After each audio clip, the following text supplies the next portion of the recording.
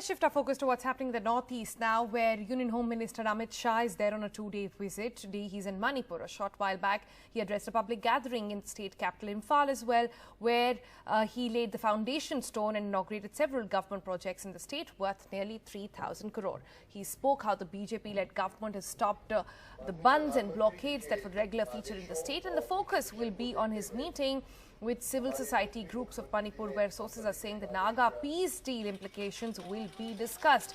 However, in the rally, Shah also gave assurance to the civil society with a soft jibe. Here's what happened.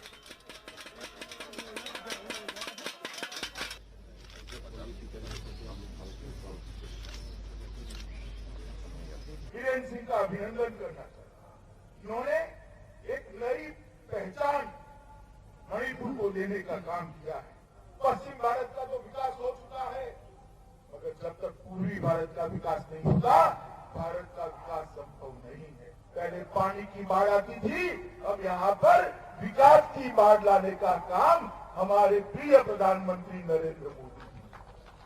North east तो अलगाववाद के लिए जाना जाता था, अलग अलग हथियारी ग्रुप की हिंसाओं के लिए जाना जाता था। आप पीछे मुड़ कर 6 साल देखिए, एक के बाद एक के बाद एक के बाद एक सारे हथियारी ग्रुपों ने अपने हथियार डाले। हिंसा कम हुई, लगभग नहीवत हुई, और जो कुछ बचे खुचे हैं वो भी मुझे भरोसा है मोदी जी के नेतृत्व में विश्वास रखकर मेन स्ट्रीम में जरूर आ जाएंगे। 11 दिसंबर 2019 को मोदी जी ने तय किया कि इनर लाइन परमिट मणिपुर को न देना मणिपुर के मूल निवासियों के साथ अन्याय है, और मांगे बगैर इनर लाइन परमिट देने का काम इस देश के प्रधानमंत्री। मैं इतना ही कहना चाहता हूं यहाँ के सिविल सोसाइटी संगठनों को कि आप भरोसा रखिए, आपका भरोसा कभी तोड़ा नहीं जाएगा, और आपकी डिमांडों के अंदर ढेर सारी डिमांडें होती है। मैं कई बार देखता हूं, इसमें एक आध डिमांड मणिपुर के विकास की जरा डाल दीजिए तो मुझे बहुत आनंद है।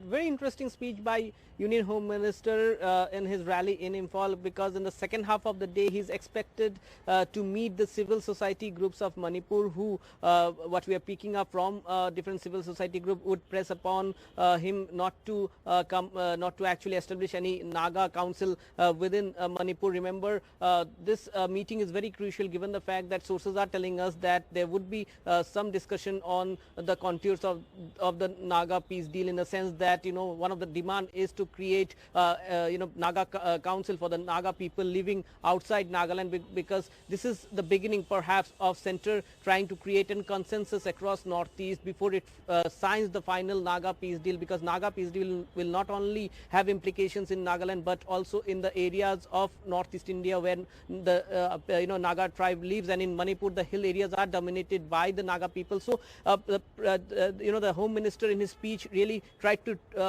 build up to that meeting. In fact, very significantly, he recounted the success of the BJP-led government in the state in the last 3 years. He said that bunds and blockades have become issue of the past, as well as he recounted how Congress had not solved the issue of insurgency. But before he left, he assured the civil society groups that you have to keep trust on the leadership of Prime Minister Modi, that your trust won't be broken. But he also came up with a very interesting request, or many would say a soft jibe, before he meets the civil society groups, when he said that he gets lot of memorandums, lot of demand lists from the civil society groups, but he wishes that those demand lists also has agenda for development of Manipur. So we'd be looking forward to the meeting with the civil society groups later in the day.